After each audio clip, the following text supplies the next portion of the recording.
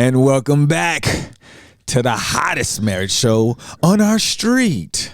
It is I, John D. and Kanika. Back with Doing Too Much podcast to discuss what happens in our house and how we deal with it. And hopefully you can use some of these ideas or suggestions or recommendations and apply it to your life where you can get closer to your spouse and become better parents by communicating to your kids. How are you doing? I'm great. Awesome. So we're going to just jump into it. Kanika had an idea of discussing the usage of language. And would you like to start? Yeah. So picture it. October 2022 in the kitchen. John told me I was lying. And, you know, it's funny that I'm wondering how many people actually even deal with this and understanding the shades of meaning with words. But so we were having a conversation and John said on his way out the room, because you lie all the time. You lie all the time. And I said, no, I don't lie all the time. And he said, well, you've lied before. True enough. I'm an adult. I'm a human. So I have lied before. But when he said I lie all the time, that's not true. And so when I was trying to figure out what he meant, I'm going to be honest with you. He walked out of the room and it made me mad because I'm not a liar. Like, when I say things, I even said this to him. I said, when I say things to you, I am not lying, or at least I don't know that I am. Like, and I don't have a problem going and looking for the information afterward. If you are truly fighting me and saying that what I'm saying is wrong, I'll go look for the information in order to prove I'm right. And if I'm not right, I'll own that. So I feel like when I say things and they end up being not true, I wasn't lying. But what did you say it was? It's not a truth. It's not the truth. Then it's a lie. Then it can only be a lie. Yeah. But that's not true. So so he leaves, right? And so, you know, now I'm mad. So I'm in the dictionary at this point. And so I'm looking at the word lie. And I'm like, I'm not lying. So what are some of the other synonyms of lie? And it comes to different things about, you know, different words to use. Falsehood, blah, blah, blah, blah, blah. But the important part of the word is, of the definition was that it's something you tell that's not true with the intention to deceive somebody. And so to give me the blanket, like, characteristic of being a liar pissed me off because I don't say the things that I say in order to deceive you. I say it because I honestly believe that that's true. Now, I believe that when you say stuff to me, you say 93% of the time, you're trying to deceive me to make me feel like the majority of the time this is the truth, and you don't. No, that's incorrect. Wait. Because 51% is majority. No, but what I'm saying is when you used to say the percentages. Oh yeah, I know, but I feel like. So then my question is, do you know if it's 51%? Oh no, whatever I am like talking about, yes, I know the majority. I just don't know the specific number. So you're confident that if you looked it up, it would be the majority? Yes, when I say things, I know it's, yeah, for sure. Like, this is information I know. The reason why I just don't say 51% because you're like, John, it's this or that. Right. So when we're talking and I'm looking up, the different things you could say were not true, but it wasn't to deceive you. It was like inaccuracies, you know? Yes, and I learned that day. Yes, and so what I've learned is when I'm ready to fight John, it's like I'm pulling out my ninja sword. When I'm ready to fight John, I stop talking because nothing good is going to come of that. However, you are going to hear about this situation later. So it was like a couple hours later and he comes into the kitchen and I said, you know, I wanted to talk to you a little bit about the use of that word lie because that bothered me. And so he's like, okay, yeah, what? And so I explained to him the whole thing about. Go ahead. You're going to explain. Why do you talk like, well, yeah, what? Like, who, I don't do that. You portray me, this guy, like, I just wanted to understand. Like, I need you to talk about that later, though, but explain. Okay. So I explained the whole thing about it being, I may have been inaccurate, but I didn't say it with the intention to deceive you or trick you or sway your decision knowing that I was saying something wrong. Correct. So, but I didn't, I learned that day. And so, So tell me your take on that experience. Well, when I've always I told you that when people was like, oh, he always lying. Like if you talking about, like if somebody's talking about something they don't know, they're not trying to deceive nobody. Like they just don't know what the hell they talking about. They, you know what I'm saying? And they're like, you always lying. So it's like a untruth. Yeah. So I just gapped anything that was not the truth was going to be a lie. So when I heard that, I was like, well, she's probably never lied to me then that I can recall with intent. Yeah. So I can say that with intent to deceive. I guess you did that first in time. College. Yeah. As a grown up, no, but in the beginning, yeah, I did. Yeah, for sure. But that's the difference, though. Like I know that when I knew my intentions, that I did have intentions to deceive in those moments. But yeah, in our everyday interactions, when you said I always lied, that made me so mad. Like the sword was coming out. We were gonna fight for the rest of the day. But. So what was so great about that is that I won't use that again. Mm-hmm. You know what I'm saying? Because it's kind of pointless. But if I do it, it's because it's just out of habit. But it won't come from I'm like John. And I'm like, oh my bad. You know what I'm saying? But I learned so much from that, and I just felt like that was like one of those things that I look forward to in life. Where, damn, I've been using that a lot wrong. Probably starting a lot of fights and didn't know. But yeah, so I feel like words are power. They are. And so that was definitely about to change my mood. And I was like, you know what? We're going to try not to change my mood. I'm going to tell him why he's wrong and give him an alternative term to use. And so, that was a interesting experience because, people don't want to be called a liar unless they, like, if you lying. If you said it and you knew what you were saying probably wasn't right, but you did anyway because it fits your purpose. Yeah.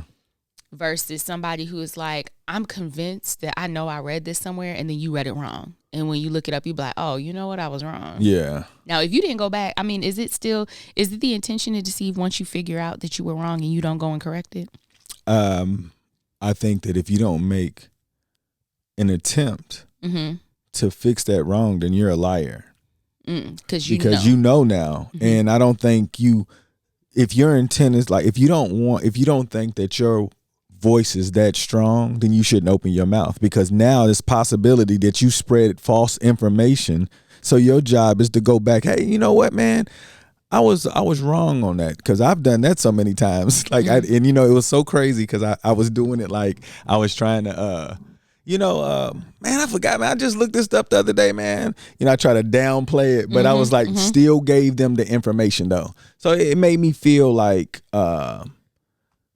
you have to do it or you're a liar, because again, you don't know who took that information and is now going to spread false information from you. So if you are a person that can influence anybody, you should watch what you say out of your mouth, because it could cause problems, miscommunication. Mm-hmm. You got any other words you want to discuss?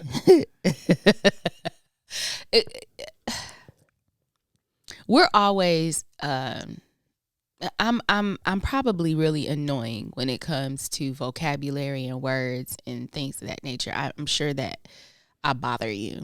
No, because before, maybe because I'm like, no, you didn't even do it before. You do it more so now because I asked for it though. Okay. I specifically like to be corrected, because I don't want people to use this little thing and miss the whole message. Like, okay, I'm not good at communicating, but you're going to say I used the word wrong, but what was I trying to give you?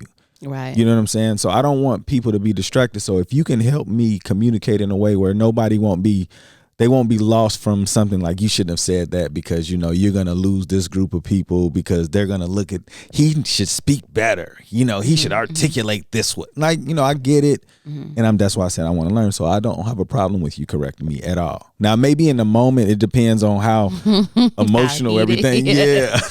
Like, did you choose this time to bring up? Oh, so now you just gonna say so. It's like when you're in an argument with somebody and they're not gonna win the argument, and so then they zero in on one thing and they just focus on it. That's what I was cold at. Oh my God, he was the worst and the best all at the same time. It was horrible fighting with you. But one of the things I know in the moment I was annoying you though. We had a conversation recently, and we were talking about neighborhoods that were displaced because, you know, the city may want to do something like build a factory or a new highway or whatever, and then they displace a community. And so in the conversation, John used a word, established, to describe a community, whether it's an established community or not. And the way in which he was using it wasn't correct. Now, I knew exactly what you were like. I was like, that doesn't make sense. Me understanding the word, I was like, that doesn't make sense. And then when he explained what he meant, I was like, oh, that's not what established means. And I tried to give an alternative definition, and he was like, no, this is what it means. And I was like, actually isn't. He said, but you know what I'm talking about. And so the more he was talking and he kept using this word, I was distracted by the fact that the word did not really fit the conversation. And so because you were using the wrong word, it made it where your argument didn't make any sense. Yeah. And so it was really bothering me. And so at one point I had to look up the definition. I'm notorious for this. I had to look up the definition, and I read it to him. And I said, do you see how this doesn't make any sense now? And he was like, yeah, but you know what I mean. Now, the problem with that is, and this is the same thing like when I have a cousin that she uses tooken a lot. And it's taken. Now, this is my problem with that. One of my cousins, he was like, but did you know what I meant? He was like, why are you always trying to correct people with the white man's English? That's what he would always say, you know, like, oh, you're so caught up in that. But it's a valid point. It is. And I know that it can be annoying, and I try to fix it, but I can't fix it. And this is why. When you leave me, I know what you're talking about.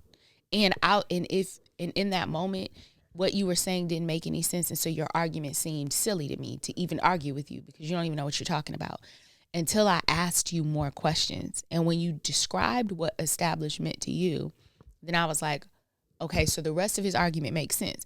But you may go out into the world and nobody's going to take the time to figure out how did you define that? And so that was just like we were having a conversation about equality and equity. And I said, can we level set? Can you tell me what the definitions are for you so I can know what your definitions are? I can understand. And so it's like nobody else. It's very rare that you're going to find somebody who's going to take the time to really understand what you're trying to say. Yeah. If they don't care about you like I do. And so I need to make sure that you understand that it's not conveying what you wanted to convey. So when you go out into the world, if you have this argument with somebody else, again, you will not use that word. Because if he used the word established for what he meant, then it would make it seem like his argument had no merit. He didn't even know what he was talking about. And so any points you made that might have been good, nobody's going to get it. Correct. And so it really got me. But I know that it can be annoying to people for me to say that. But in my head, I'm always thinking, when you go out into the world, when you leave me, and this is even with my cousin, when you leave me and you are out there in the world with people who don't care, they're listening to what you have to say, and they're making judgments and decisions on whether or not they want to continue to listen to you, tell people about whether you're intelligent or not, what you understand. You know, these are the things that I want to make sure you're not doing out there. Not that it's important what other people believe, but because your thoughts and ideas and feelings are important, and they could have a really big impact on somebody. But if you use one wrong word, it ruins the entire conversation. And, you know, I think that overall has been my downfall. That's the reason why I stayed in education for so long. Mm-hmm. And then, moving up, you can tell that there's a particular language that is expected, and you can speak that way, but one of your words that you use on your everyday with your family or your friends could mess up all of the information or the experience that you got because of what you just said. It was like, oh, what else would he say incorrectly? And I still have that now. That's the reason why I specifically work on just communication, because I feel like, because you're gonna judge me, and it's different levels to the levels of communication, right? But I'm gonna be judged on using the past tense of a word, and like I never took that serious when I was young. Nobody told me how seriously, like that. Using what adjectives with a suffix. Is it a suffix? No, I'm saying using an adjective and adding the "ly."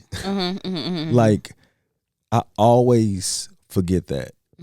Well, 90% of the time, and I'm very proud of myself when I do catch it, because I'm like, I'm getting it. But like when you just corrected me right there, I'm like, golly, dang! I in my head, the last time I said it, I was like, oh, I'm getting there. And then it just says. Well, now you say I'm supposed to, versus how you used to say it. So it's and I think that that's another one of those things that it comes out of the trauma that I think that we have when we're trying to assimilate or live within the United States and be as vanilla as possible or as flavorless as possible in order to be palatable to everybody. Yeah. So it's like I try to take away the uniqueness of how I communicate with my community when I'm communicating with the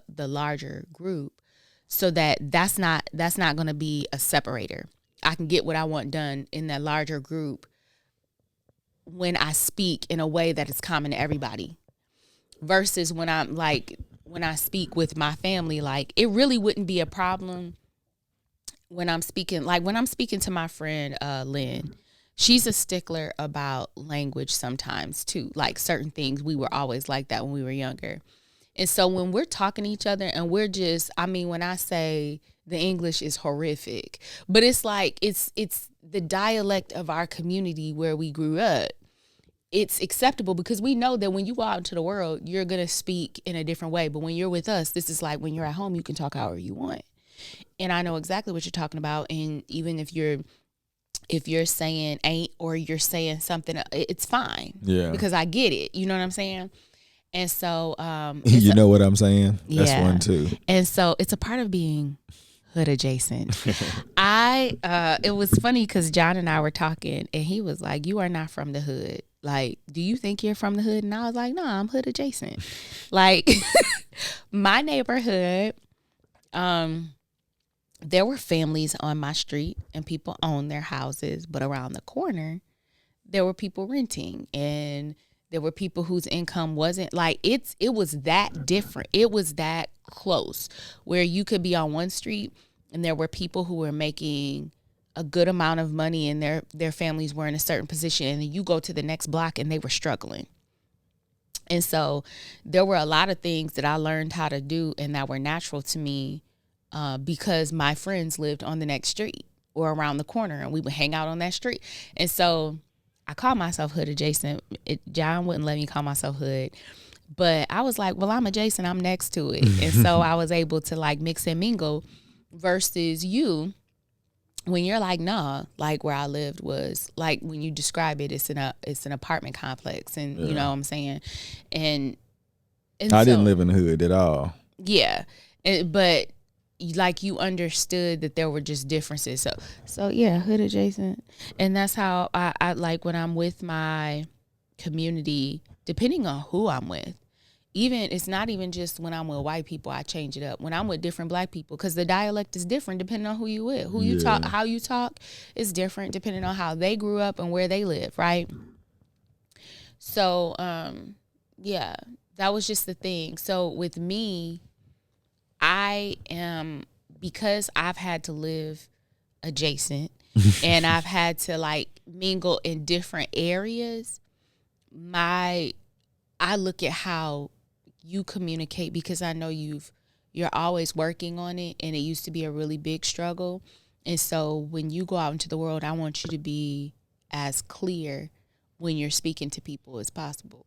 Definitely. I mean, that's what I want. That's why I said, like, if people knew how to communicate, we wouldn't have to worry about going into the world, and because everybody, you would know, like, okay, I don't like this, and I like this.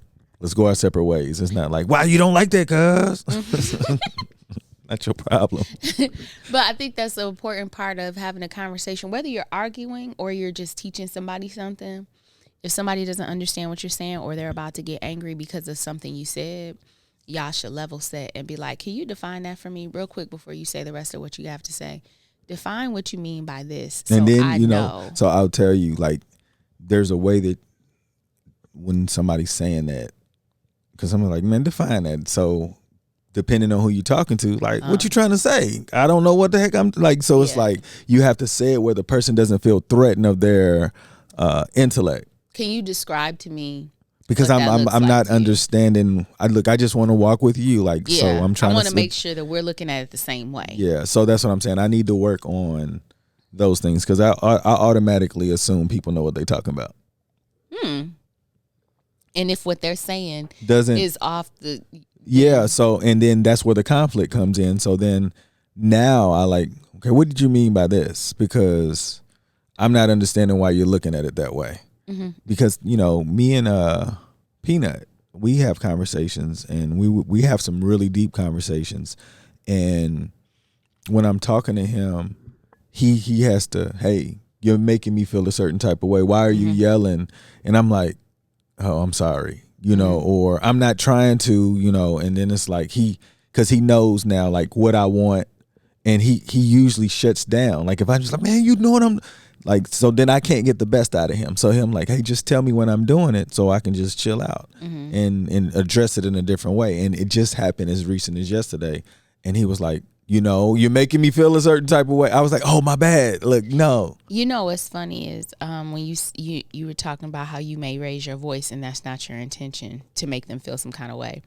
Connie sent me a message where somebody online, Connie's his sister, there's somebody online that posted something and was like, everybody wants to know why we're yelling in our house and we're always fighting. And really, that's just the way we talk.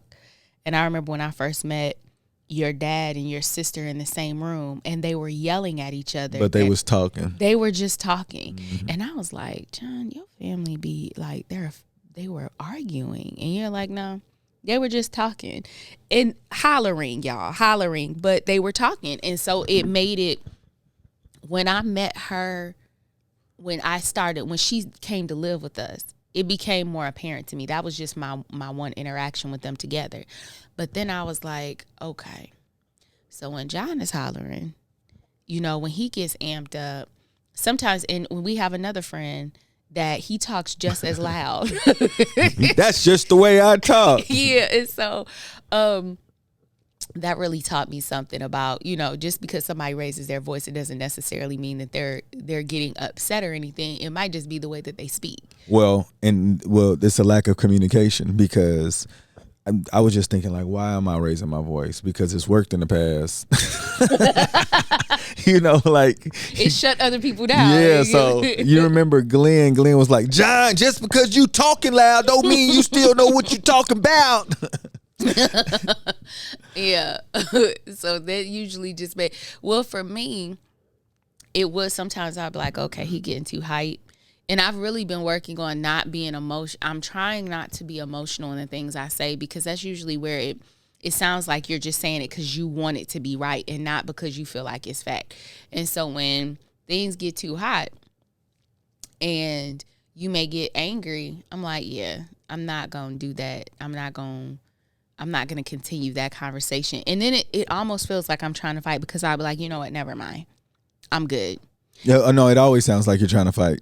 Even when I'm trying to stop the fight. So I will say this. So I've reflected on the different ways that you've tried to stop the fight. And I was like, they've gotten better, but if I'm not controlled and I'm like, oh, she could have done that better.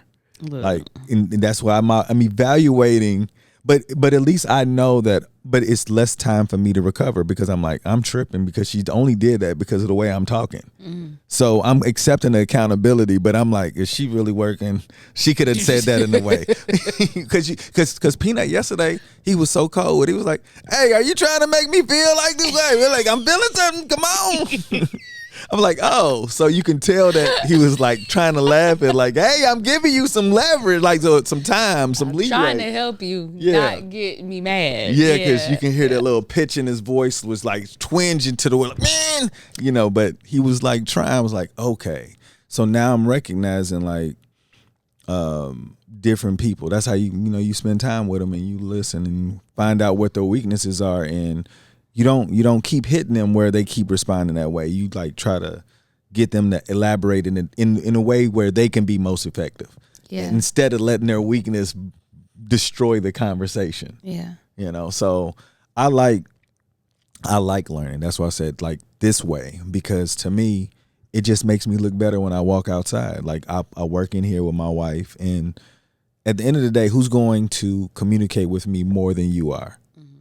You know, other than the kids, and that's limited in the grand scheme of things, in as much as we talk.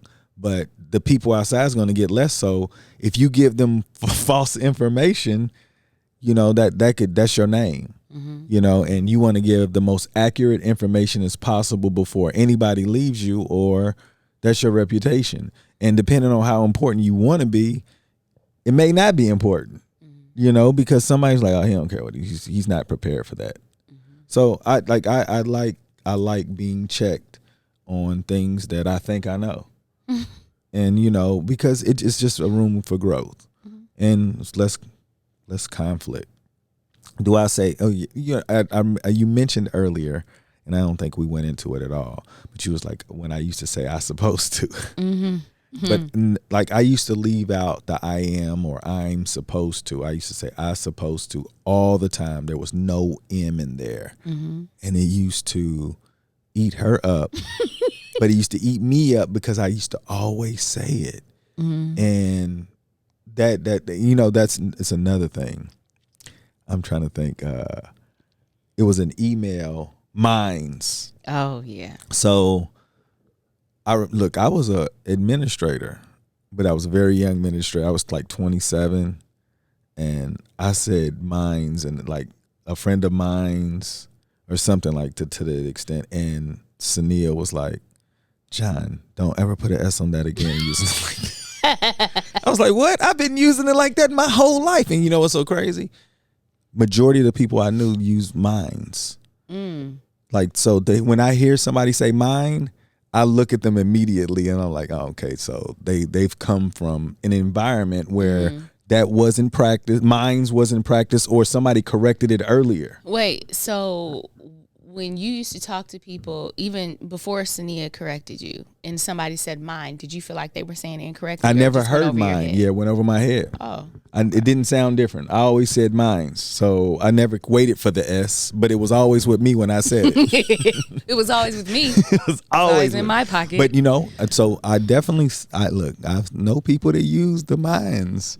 And you know what's so crazy? Correcting your friends with it. It was like, you know what I mean? And yeah, I do. Yeah. But again, I'm trying to give them that information too. That's why I enjoy growing with you. Oh, he's growing, man. I am. I like that. Look, I'm going to have to put that in my next clip. She said, I'm growing, man. Yeah, he is. So, I guess we're only talking about what established and what was it? Lie. And, but I guess it could be for anything. I think the biggest thing that I guess I'm trying to get across is that the way you use your words can make a really big difference in whether or not somebody gets mad or not. And for the person who's receiving the message, if you feel like you're about to get mad, maybe you should just be like, can you just help me understand how you're using this word so that I'm with you on what you mean? Because the way I define it, or the way I understand it, this doesn't make sense, or it sounds like you mean this. Yeah. I mean, like, African American colloquialisms are really it's so large. I just remember when rap music came out and you started learning how different people around different parts of the country spoke. And just for example, I remember when somebody was like, "Yeah, I mean," and if you never heard that before, I was like, "What the heck?" Like, it's what I mean. And I'm like, if you've never heard that, you have no idea what that means, like when somebody says that. And I was just thinking about every different place has their own whatever, even neighborhoods, or just the usage of like a vocabulary word. Like, let's just use game. Like, you always playing games and like, my parents never bought me a video game system. And it's like, what are you talking about? And it's like, how are you using this word? And he got game. What does that mean?